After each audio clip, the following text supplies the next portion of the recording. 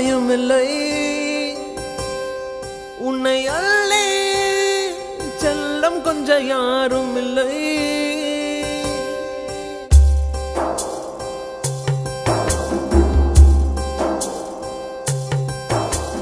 நதியிலே விழுந்த இலையென உனது பயணங்கள் தொடர்ந்து போகட்டும். அலை வரும் அடுத்த திருப்பத்தில் உனது கரை எதிரிலே தோன்றிடும். வேறெங்கோ செடி எங்கோ நீ இங்கு தனியாய் போகிறாய்.